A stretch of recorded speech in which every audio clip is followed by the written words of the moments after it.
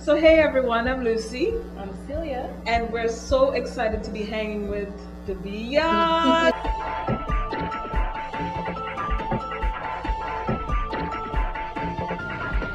Tell them, say this is a warning. When you hear where you come from, it's on your warning. Tell the people of the world, revolution rising up to the east and the west, see them on the horizon. Yes, tell your friend, tell your mother, tell your cousin. We're a new generation, we're afraid that nothing will come with liberation from capitalist prison. No calling West Indian because I am an African. This is a warning. This is a warning, a warning, a warning, a warning, a warning. This is a warning. The tracks are so diverse. Yeah. Like you go from revolution, you go to, mind funk, you go to, sensitivity and empathy, you go to, stigma. You deal with so much on the album. Yeah. So my question about that is, what does one do to go to all those places? Are you visiting different soul places within yourself to release an album like that? Yeah, I think we all have within us everything. Yeah. The potential for violence, the potential for love, the potential for revolution, the potential for bigotry. All of it, like it's all here. All of us. All here. Yeah. So I think the work that's on 333 I'm particularly proud of because with this new space that I was talking about earlier that I'm currently in, which is way more relaxed, I also trust that I can be vulnerable and have an audience understand that vulnerability, and that vulnerability allows me to talk about all the things that are spoken about on the album. Yes. Yes. And it's really, for me, a testament of the ways in which I've been held by the community for all of my life and nurtured by the community, nurtured and also mentored, which is crucial to note, by the community to grow into the most rigorous artist that I can be.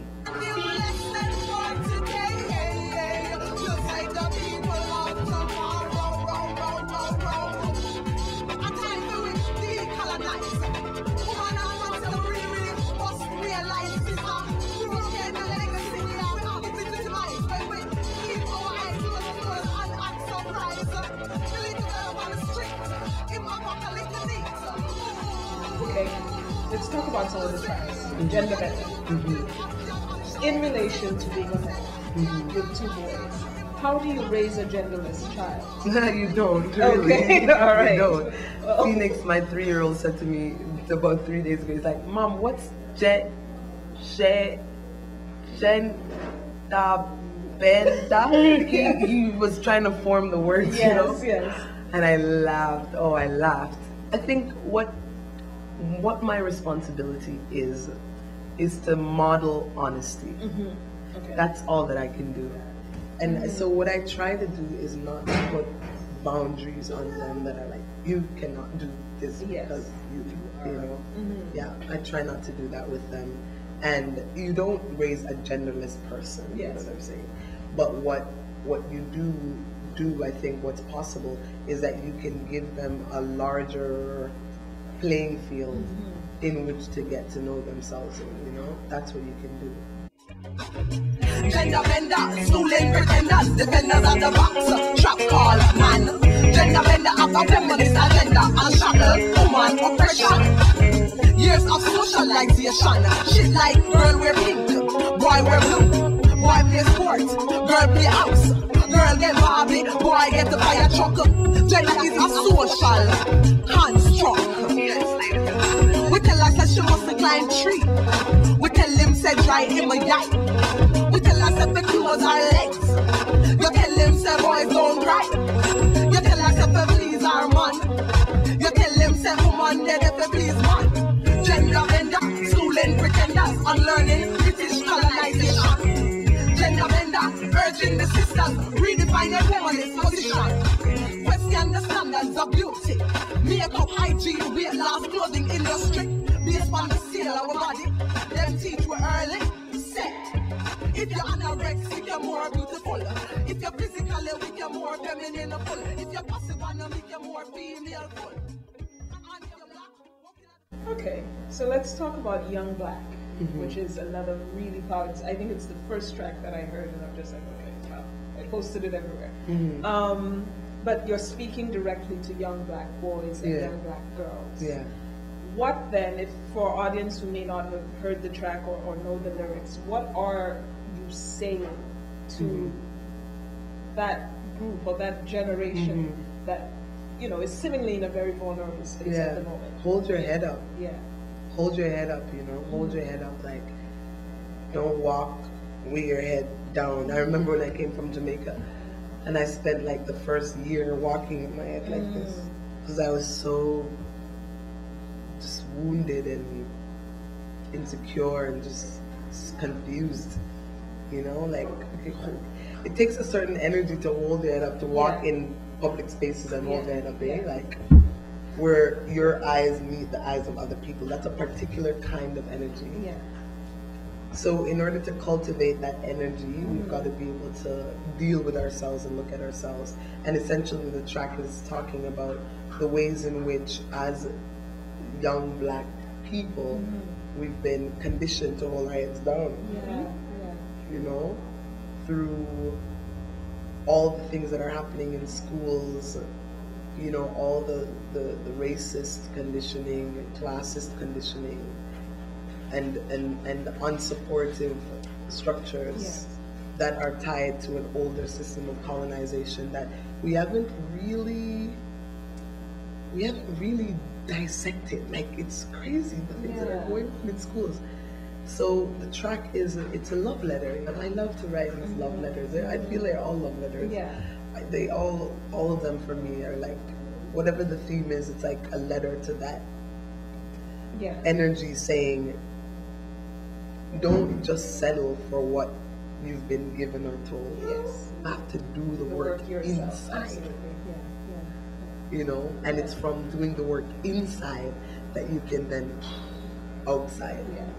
And your art making, in your imagery, the way you present D'bi, it's very sort of forceful, especially for 333, the images that you've come out with. You went beyond even D'bi. You know, there's the snake, and then, you know, I mean, obviously you're dealing with gender bender. You're dealing with those sorts of topics, but then you really went there. And horns. Yes, you really went there. Those are very powerful images. I know. What is that? What is the story you're telling? It's the same thing. I think it's the same thing, it's the same trajectory. Yeah. It's the same trajectory, like, because everything is cyclical and everything's working together. Yeah. Of course, the mythologies around women and horns and snakes and apples and trees and what, it's all recycled. Yes, so it's in our body, you know? Yes. And if we say that we're questioning, what makes a horn devilish? From where did that come from? Like, in trees, like on its own, like, yes. You see a horn, and then you see the devil, like. Well, it's usually placed on the head of a red thing. Okay, Somebody told you. Someone told you. You know, just responding to yours. Somebody told you that horns are devil. And then what makes a snake demonic? You know, there are stories and then there are stories, and some stories serve us and some don't. And some stories we must just let go of. You know, people are afraid of snakes and horns, so why not have snakes and horns? Okay. You know, like, I think our role is to have fun, you know, and when we were doing those shoots in Cape Town, like, we were having, first and foremost, fun. Yes. Fun.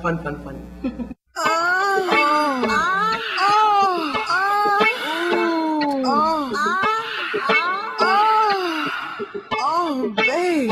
The imaging for this new album is very bold. And because the album is very bold, it's like unapologetically queer, unapologetically radical, unapologetically androgynous, unapologetically womanist and feminist.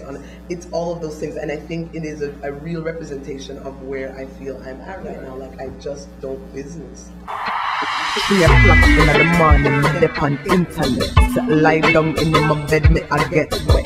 Me I chat to my lover from Ghana. Tell him some me really want him come on, yeah. My body need attention. Swear I'm under stress, don't mention. Tomorrow, I have a next show. For really asleep, but you don't know. You did the album in Cape Town. Yeah. What was that like, working on the continent with that's continental a dream artists, come true. African artists? The 3 producers on it are Jacko Fire Pro, who produced most of the beats. Then Mandy and Basky did supportive work. Yes. And the beats are sick. Like, the beats are. They are. It's like, it's a dance album. Like, you can dance to it, and that was huge for me. Yeah. I wanted to have a revolutionary album that you could really get on the dance floor and boogie to, because we often get on the dance floor and boogie to music that's really toxic, you know. So I wanted to have people be able to boogie to some real grooves that were like really positive, you know. And we ended up sound engineering it in like the middle of the Neisner Forest, which is a forest that still has elephants. Oh wow. Yeah, because there's a studio in Cape Town, in Neisner, South Africa. Me need them attention, in my sweet talking, loving communication. Me need them affection, me need a virtual cyber connection. Me need them affection, in dirty talking, of my blushing and ting. Me need an injection, me need a virtual cyber connection. Cyber connection. Cyber connection.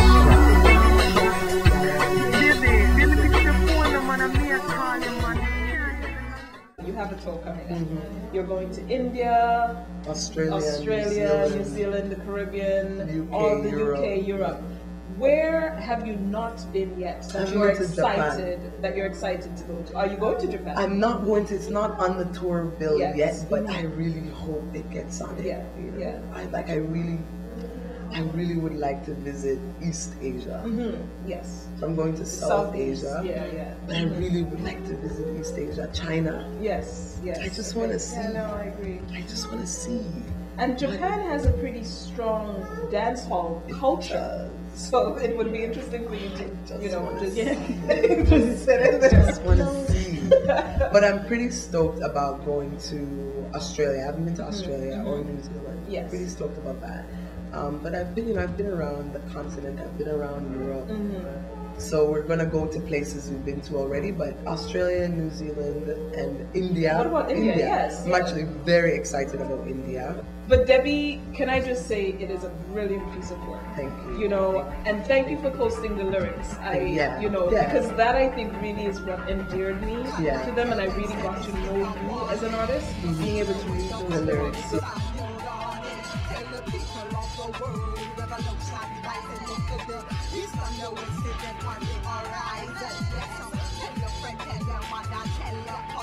we're a new generation, we're afraid of nothing, we're going liberation from capitalist prison, no calling, West Indian, because I am an African, this is our war.